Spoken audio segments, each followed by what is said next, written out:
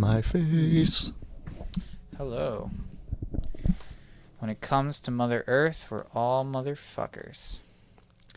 Welcome, ladies and gentlemen, to the First Walk. I am your host, Yoseph Shanley. Hi, I'm Fred. I'm your other host. And what brings us here today is a book that we just both read. Not coincidentally, of course, we planned this, but is a book that is a topic near and dear to us, and that's the situation globally that humanity finds themselves in, facing the ecological destruction that is right in front of us. And it's something that is kind of reached a peak now more than it's ever been, and the decisions that we make in our lifetime is going to change outcomes of this dramatically. So it's a very important conversation to have. The book is A Short History of Progress by Ronald Wright, published in 2004. So why did you end up picking this book? Well, I thought a lot of its ideas were a great jumping off point to where we could go with the podcast. I had read it a few years ago, and it's short. It's a collection of only 5 essays. I think it's only 150 pages. And so it was a collection of independent essays before it was thought of as a book?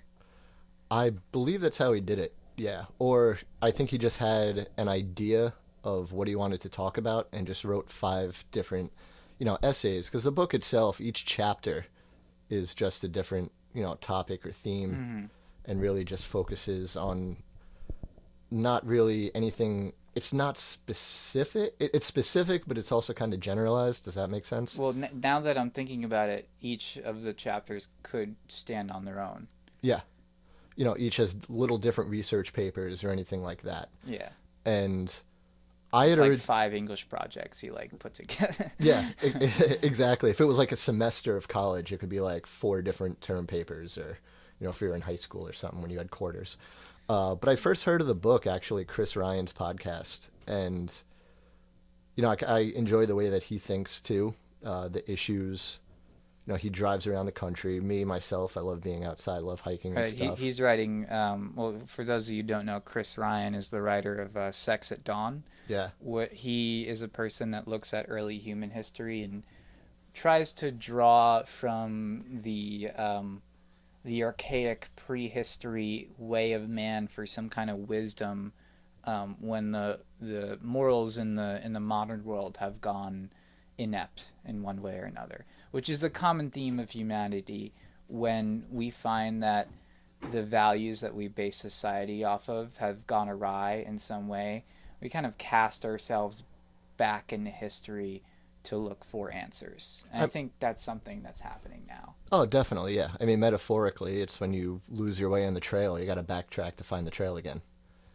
And, right. Best way of saying it, and that's the same way of going into history to see where you went wrong, see where you went right.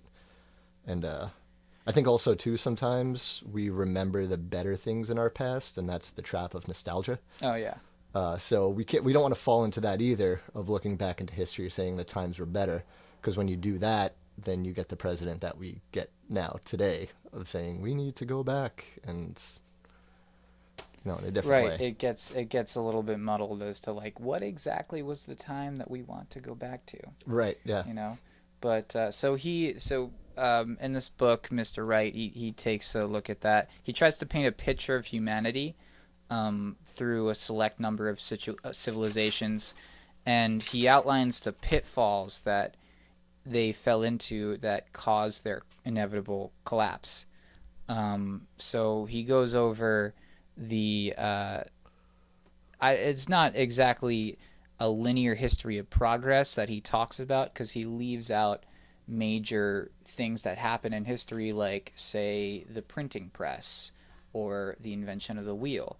But rather, he gives a snapshot of these civilizations: Rome, Sumer, the experiment on Easter Island, and kind of shows that the similar aspects of what went wrong was just replicated again and again through these population booms these explosions of innovation and technology that had consequences for the people that didn't think about the consequences. Yeah. They suffered them. So, the themes of war, drought, disease, soil exhaustion, invasion, peasant revolt, all those things are kind of bubbling under the surface again and again. And now he kind of paints the global scale as something that is, again, going through this same pattern. Mm-hmm. And it's who is it was Rumsfeld who has said is like, there are things we know, there are things we don't know, and then there are things we don't know we don't know. Yeah. The great unknown unknowns, Mm-hmm. I guess. So this is him, I feel, trying to look at the past, maybe assume that where they went wrong were the unknown consequences. Didn't see, it's not that they didn't necessarily think about it possibly, or it's just stuff that they could potentially have not seen coming, even though he does bring up like Socrates and things that say, that they write kind of little predictions and stuff like that. Say that they might have, he does a very good job too of saying just because they were older than us or lived so many years ago, still the same brain, still the same Right. organism. And I think that's one reason we were talking about before the show. If you're really going to talk about the history of progress, you're going to start from a single cell organism Right. and then see where we got. But he really went to where the human brain was kind of where we diverted from apes. And, not that we diverted from apes because we are apes, but What's the starting point that we can call us right. and begin from there? I think that's what he tried to do. But Yeah, was that like if 200,000 years ago? right, Something like that's that, that's 150,000. the oldest anatomically modern humans. Excuse me. Is that Homo And, erectus? Was that it? Or was it before that? I know no, he talks about Cro-Magnon and Neanderthals. so Homo erectus was a transitionary species that eventually gave way to Homo sapiens. Neanderthals were an offshoot. I don't know of Homo erectus, but they were an offshoot of proto-hominids that were similar to humankind and even intermingled with them in Europe. But ultimately, there's only one real proto-hominid standing, and that kind of tells a story in itself. Right. So yeah, he talks about this that humble beginning, us becoming the dominant species through our ability to adapt and be generalists rather than specialists, and kind of goes up not really linearly from there, but jumps into these major explosions, like I was saying before, of progress. Right. I mean, he starts with, I think it's very important, and I don't mean to backtrack with us, but starts first 3 sentences maybe, of Gauguin. He was some old painter. I'm not sophisticated to know who he is. I'm not going to pretend to be that guy. But he did ask 3 famous questions of who are we, how did we get here, and where are we going? And in the book, he generally answers those 3 questions. So first chapter, he goes into the Neanderthals and Cro-Magnon, kind of that split, saying, Neanderthal appears 130,000 years ago, disappears 100,000 years later. And I like how he kind of goes into the myths of what we thought or what we might have been taught of Neanderthals were. He breaks the myth of saying that they were, savages. It's knuckle dragging sort of people hunched over. And he brings up that there was new evidence found that those Neanderthals that became popular were actually suffering from osteoarthritis. So we were looking at the sick ones rather than the healthy ones. And he talks too, saying that Neanderthals had a very similar culture from Cro-Magnon. And there really was no way to say, one was hairier than the other. It was really just bone structure. Oh yeah. And you can kind of get an idea of what the face looked like. Well, I know he said in the book, he said that Neanderthals were cold climate adaptations Hmm. on what was essentially a modern human frame. Right. It was a broader nose to warm the air, smaller, stouter Right. limbs, just like how Eskimos are today. Actually, they're shorter, they're stouter. It's able to hold body heat. So they were actually. It's not that they were the you know when they say survival of the fittest, to live up north in those cold climates, they were the fittest, and that's Mm-hmm. why they were up They there. were They the had a thicker fittest for skull, that, exactly. and they actually had a bigger brain than Cro-Magnons or us, which is kind of interesting to think about. And so he believes, you had climate change because the world is always changing, and he believes over a 10,000 year stretch, because that's how long they believe the Great War was of Cro-Magnons and Neanderthals, that they eventually disappeared. Now, was it because the world did get warmer, the ice receded, so they weren't equipped to live in the warmer weather, and it also allowed Mm. Cro-Magnons to go north, us Homo sapiens, allow us to go north, and then there was kind of that battle for land, culture, food, or whatnot. And they've actually found today in different bones that some people do have Neanderthal genes in DNA, the right? DNA in Yeah. their blood or in their life. So I found that very interesting. And this is one of his arguments too. And we spoke before that we find that at times uh, the author can get very pessimistic about the human race, Mm-hmm. about Homo sapiens, and kind of taking little tongue-in-cheek jabs at society and people and humanity. But he was asking, did we obviously, if we don't have too much Neanderthal DNA inside of us, were the Neanderthals the first genocide? Were those the first Mm-hmm. species really killed out? He doesn't say one way or another. Yeah.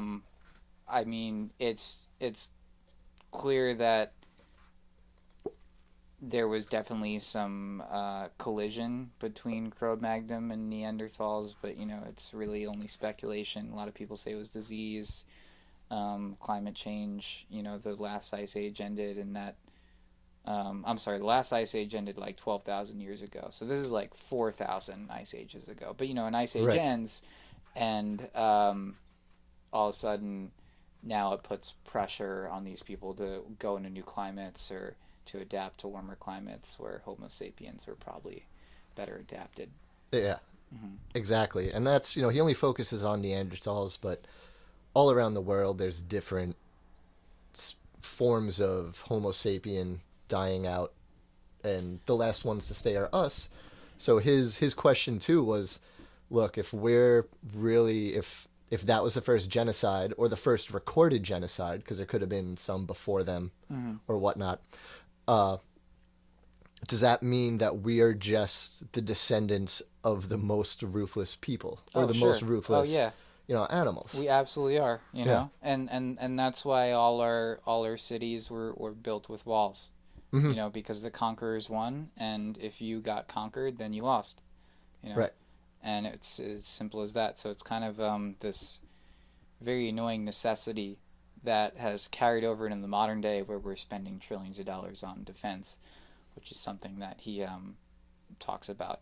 But so he goes from the Neanderthal um, competition to the next kind of great challenge or change, which is the Neolithic Revolution, and how that changed forever since human interaction with the Earth, and how we got so good at something Hmm. that it caused us to be overly dependent on it, and eventually, when the crops withered, or the land became infertile from floods or salination, how that completely backfired on the civilization and ended up causing its demise, like in ancient Sumer, ancient Mesopotamia. Right.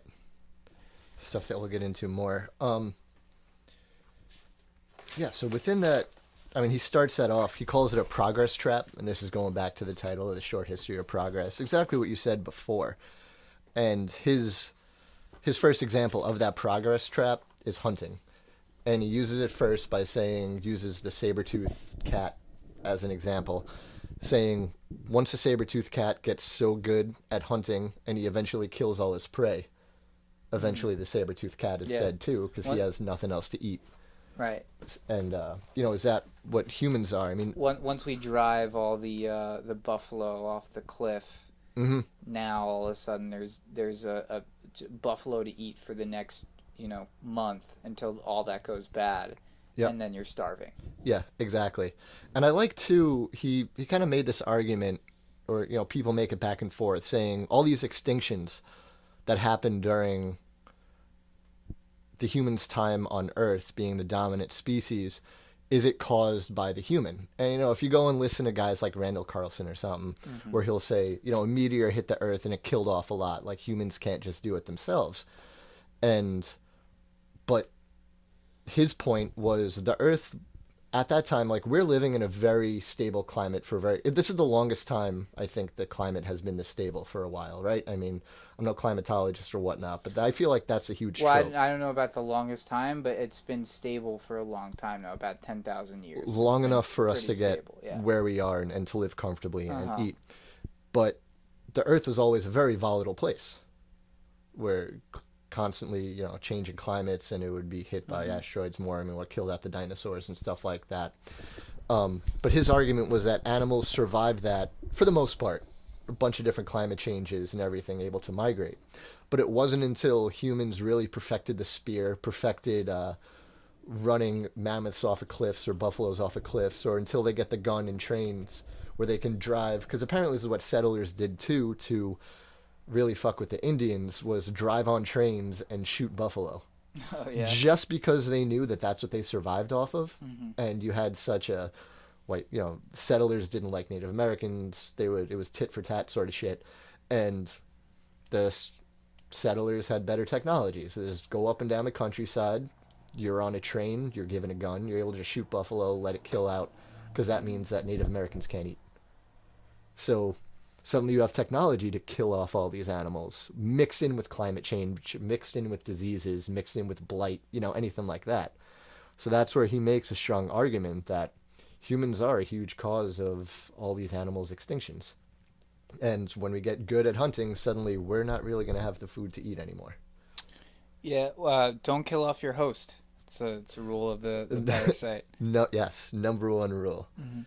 So he goes on to talk about these different civilizations and experiments that happened. I really enjoyed his telling of Easter Island. Yes. Did you like that?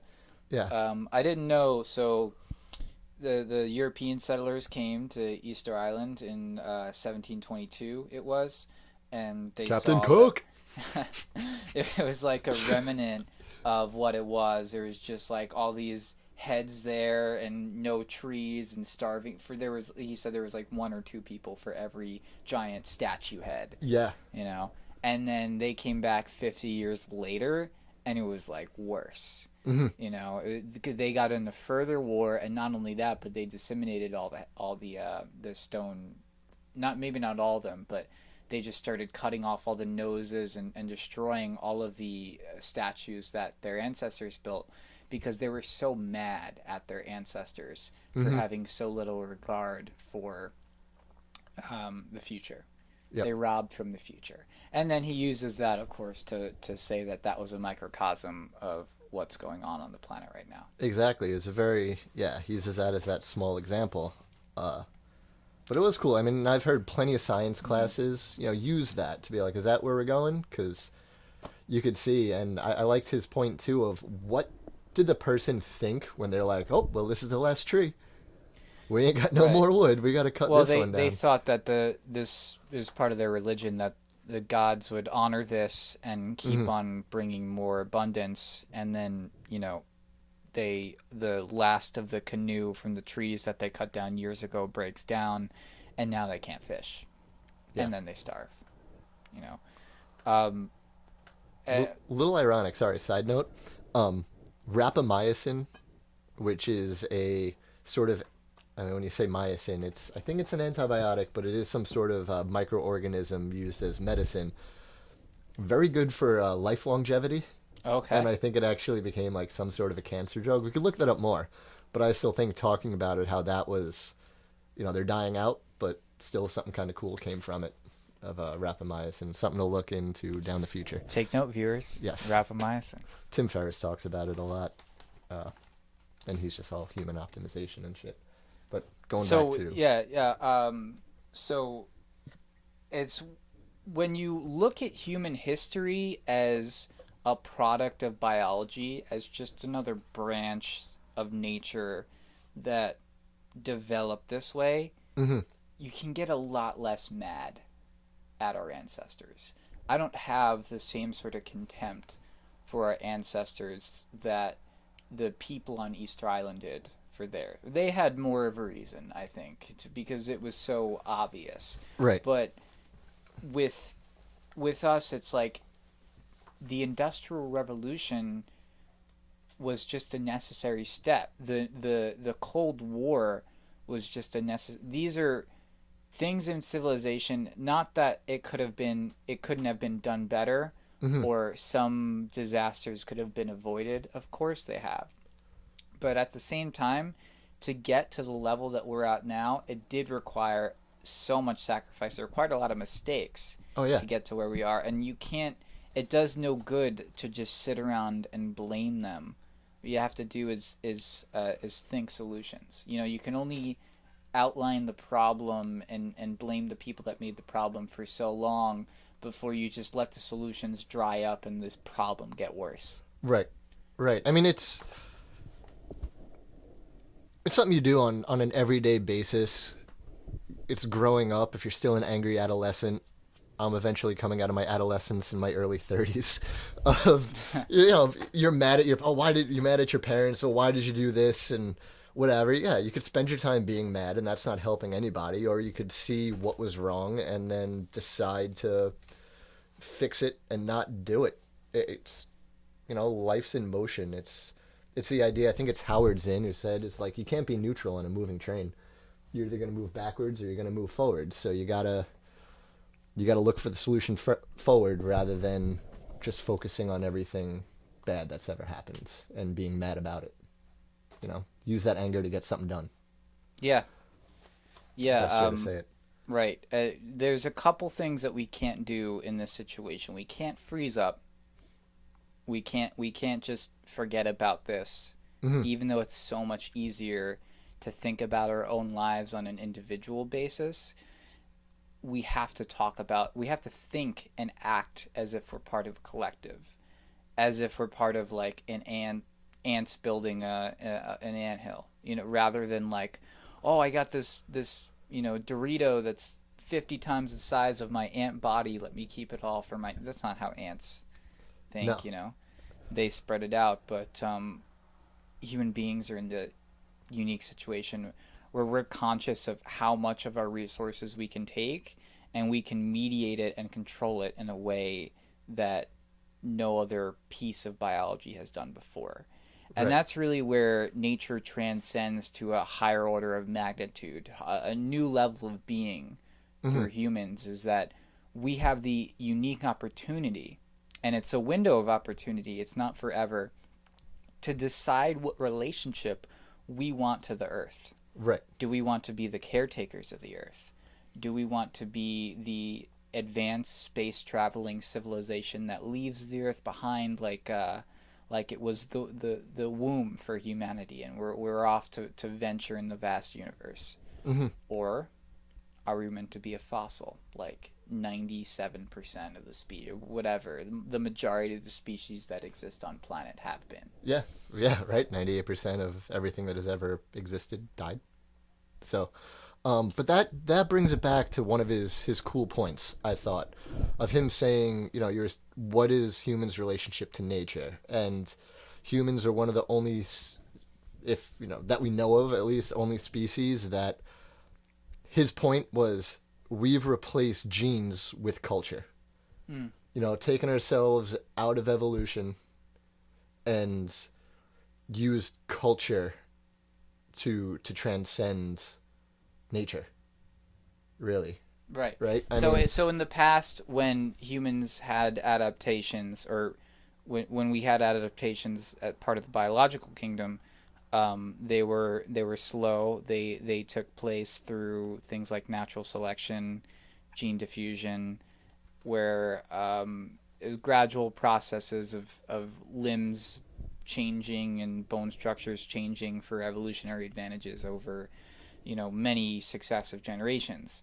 But now, in the past 70 generations or so of only, living about 70 years per generation, we've seen so much cultural change that to think about the world that my grandma was born in compared to what the world is now, I mean, it just must be astounding for the change that she had to go through. I think about that a lot.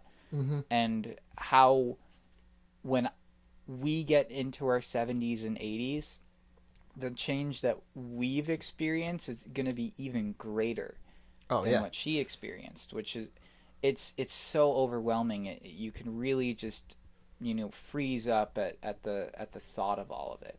yeah. I mean, yeah, we're in a technological J curve.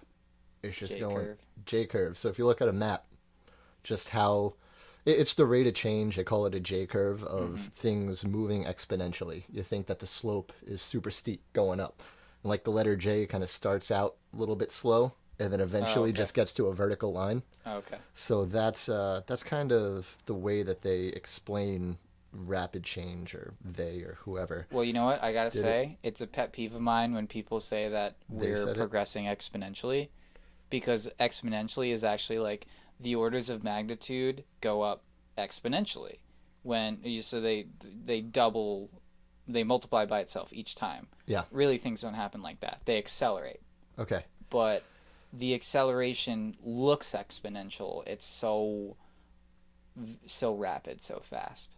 Hmm.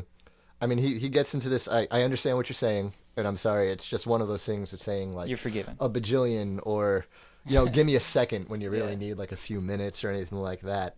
But it brings me back, just to bring it back to the book, because this quote I thought was super cool and super true. Nowadays, we have reached such a pass that the skills and mores we learn in childhood are outdated by the time we're 30, and few people past 50 can keep up with their culture. And how true is that? I played Oregon Trail in the sixth grade Oh my God. on an Apple computer with a Wow. flat floppy disk. And within 20 years now, I mean, you play video games on shit just Yeah. downloaded. I mean, everybody It, has that. yeah, Everybody has that story. The older you are, the more dramatic that story is. Yeah. right. Everybody. Yeah. But that was a great game. And I know.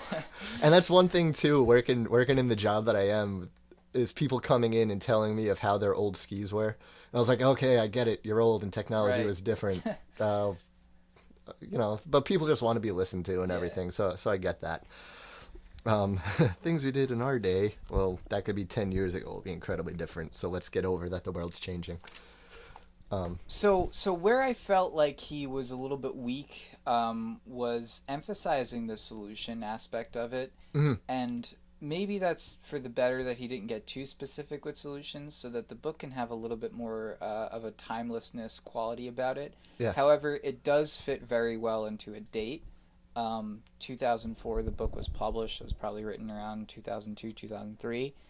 And at that time, you had, the election of 2000 was, you had the Al Gore-ites, the people that were, at that time, global warming was the major issue on the left. And it still is one of the major issues, but with the momentum that was brought around it at that time, I think people were really sour in the early 2000s about Bush being elected, and this kind of right wing idea of, we have to be conservative and keep things in place as they are, while we have full knowledge that if we keep things the way they are, we keep on this track to unsustainability and this never ending perpetual growth of capitalism that we Mhm. fall into.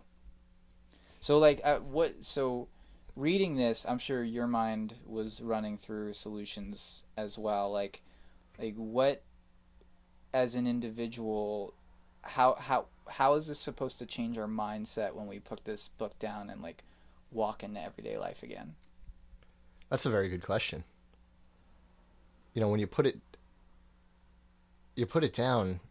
See, you read books like this, and thinking about it now, I believe it's sort of the idea of like the tragedy of the commons, Right. of because everybody's in it together. Individually, you think that you're not going to do much, or you kind of think, well, somebody else with more power should fix this.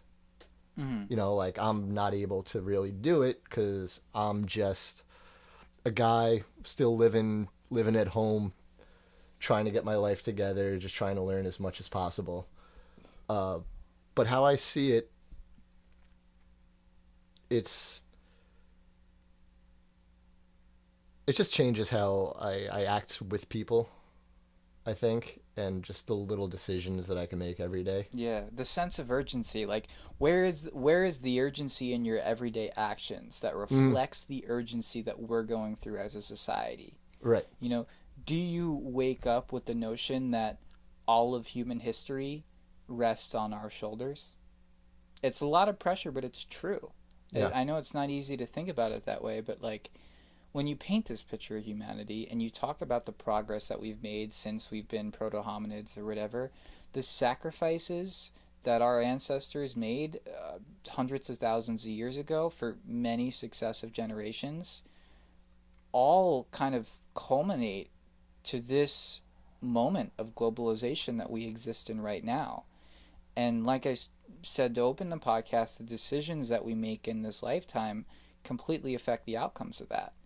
So that's why it's so important to go through different versions of the story, find the best ideas about it, Hmm. and propagate them like wildfire. Because the stakes are so high. They're the highest they've ever been. And right now all the chips are on the table, and this is kind of like the final gamble that we go through as humanity, and it's riveting. But you have to know what the story is. You have to have a complete story. You have to have a story that starts at the moment of the Big Bang and ends at what happens in the news yesterday. And only then can you be the author of what the rest of it is.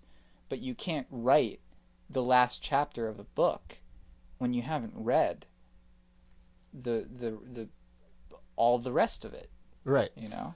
And that goes to, I mean, that just goes to education, right? Because, I mean, technically, say K through 12, you're supposed to get caught up on everything humans have ever done, right? I mean, before college or whatever, pretty much what your primary education should be is just a refresher course on what the species has done. But it's been watered down or filtered or left out things. So it's like, when do you really start learning it? I And know I would actually like a more complete picture from high school of what the species have done. I feel like we haven't gotten that.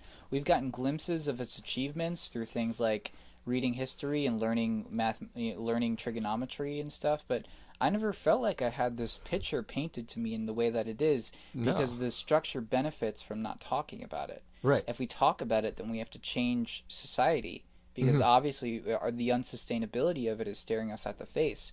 But the lie that we like to tell ourselves is that no, we can keep this going for a lot longer. Right, right. No, that's exactly what I'm saying is you get out of high school and it's all right. You don't feel like you've gotten a complete picture, or you get out of high school and then you go somewhere else and you're like, wait a minute.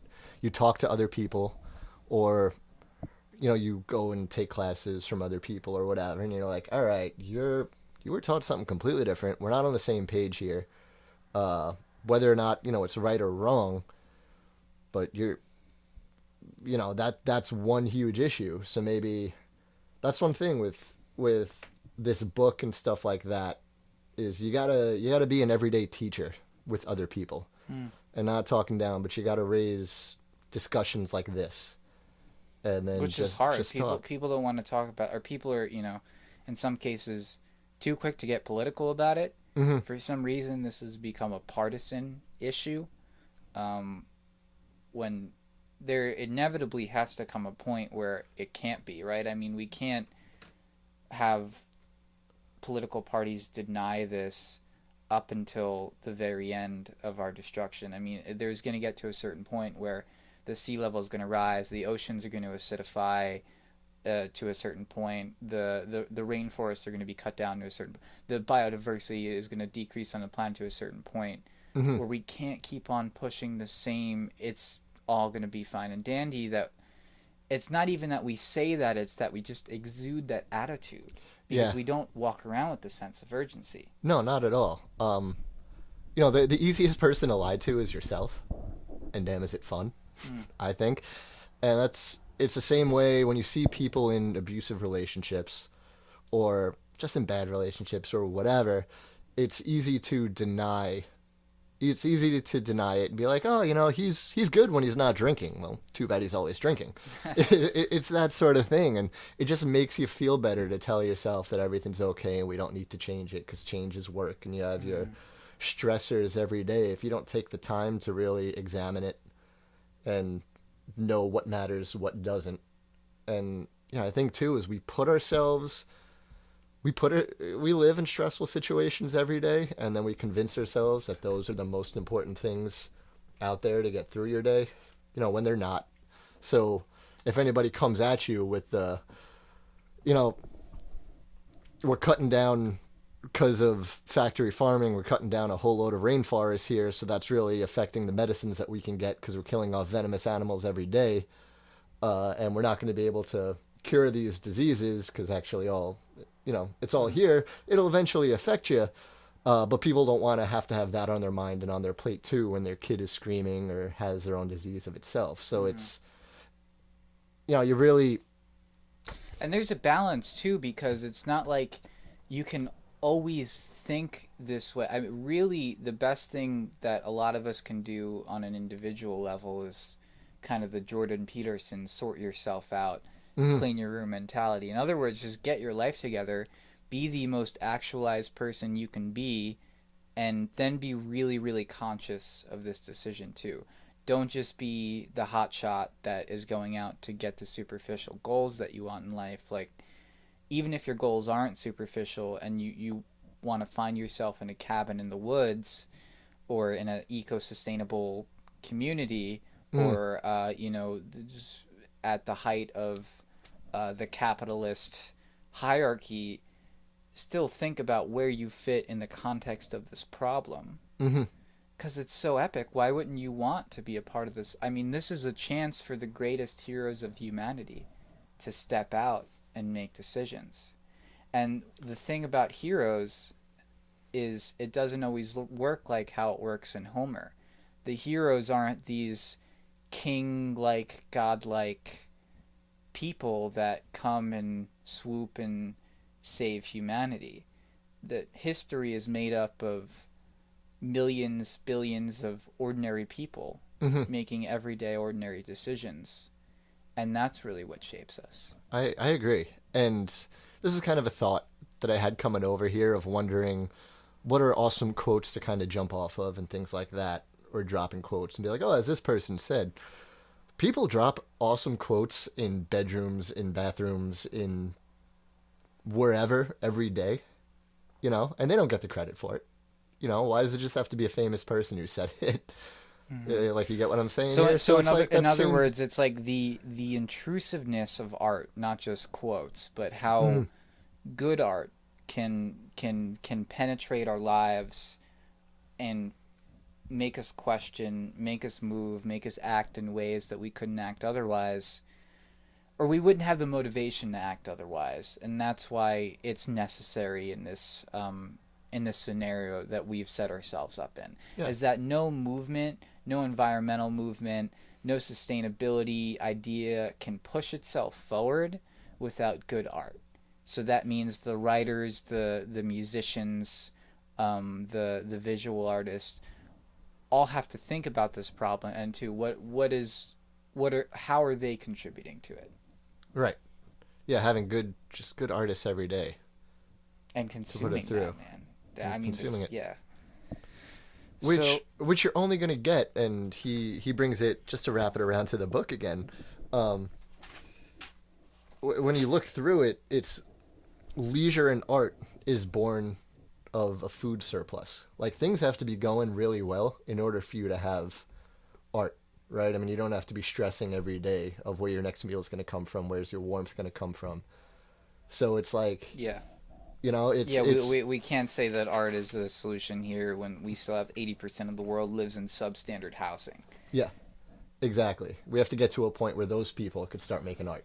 Right. But we need the art to convince the people in the first world that have the power and the opportunity to invest their resources or propagate good ideas in some way to do something about it. Uh-huh. You know?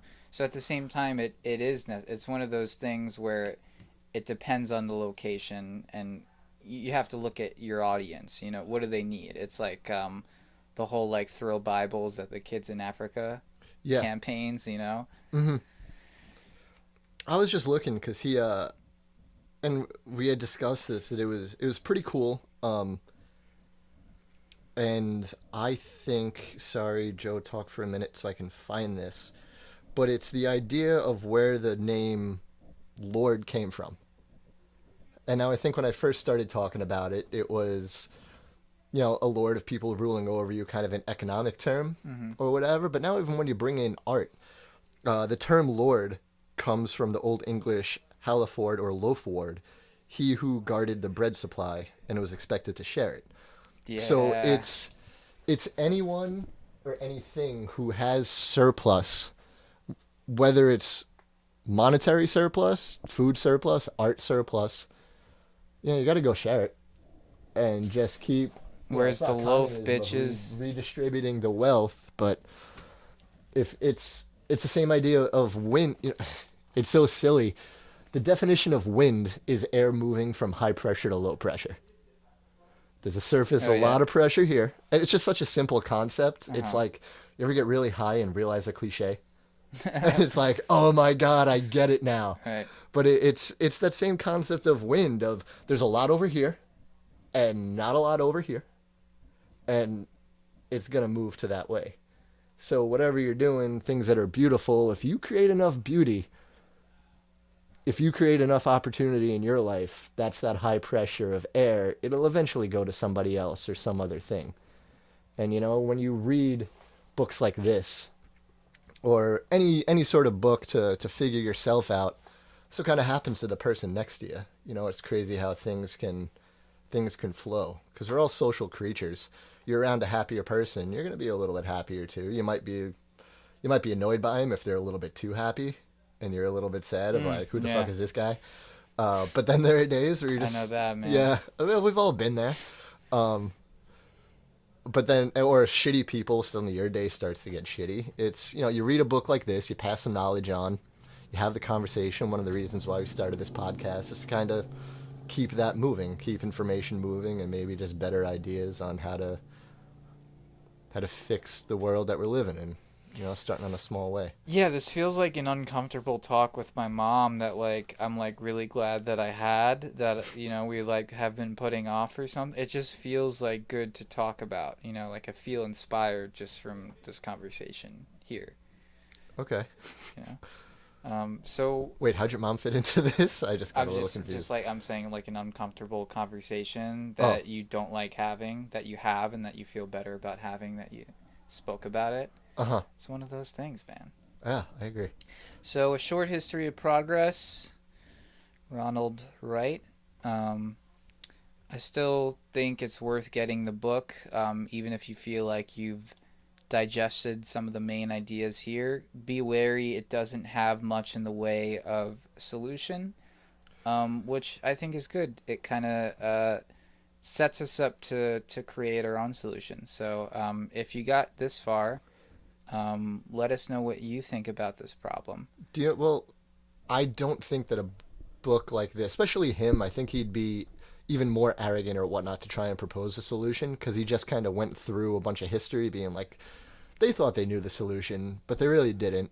And here's where their problems were. I think a lot of times it's more important to ask the question than to give a solution. And his question here is, what is progress really? And I wanted to read a little bit of a passage to end this out, or in the book, and I think it sums it up pretty well. It's in the back, chapter 5, only 5 chapters.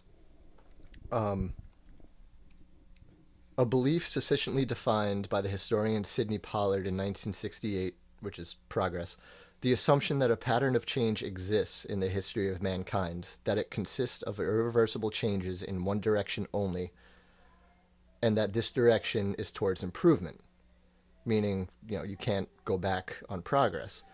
The very appearance on Earth of creatures who can frame such a thought suggests that progress is a law of nature. The mammal is swifter than the reptile, the ape subtler than the ox, and the man cleverest of all. Our technological culture measures human progress by technology. The club is better than the fist, the arrow better than the club, the bullet better than the arrow. We came to this belief for empirical reasons because it delivered. Now, just expanding on that, when you get really good, the bullet, what's better than the bullet's the atomic bomb, and the atomic bomb's going to kill us all. So it's how far should we, one of his questions is, should we keep following the idea that bigger is always better? Or is bigger better when we make the right decision to make something bigger? If we make the correct thing bigger. You know what I mean? Because nowadays, and this is where it's relevant, if you ever look of where the majority of your taxes are going, it's going to the military. It's not going to welfare. It's not going to... Actually, I think the politician's salary is number 2. One is defense. 2 is like salaries. It's Medicaid's very small. Welfare's very small. Look it up. It's very interesting. Are we progressing in the right direction too? Or would there be unforeseen consequences if we progressed only with love, happiness, and kindness? Is there consequences of that? Is that, if you can't tell by the up in my voice, is there a consequence pretty there? good question, Fred. Yeah. So thanks listeners for making it this far. This is the first episode of the First Walk, so I appreciate you sticking through it, and hope you enjoyed. Yep. And as we leave you, we like to ask you to continue to ask good questions and to fail better. Oh, we're waiting for you. It's like you. Yep, that's right, folks. Fail better. Thank you. Bye.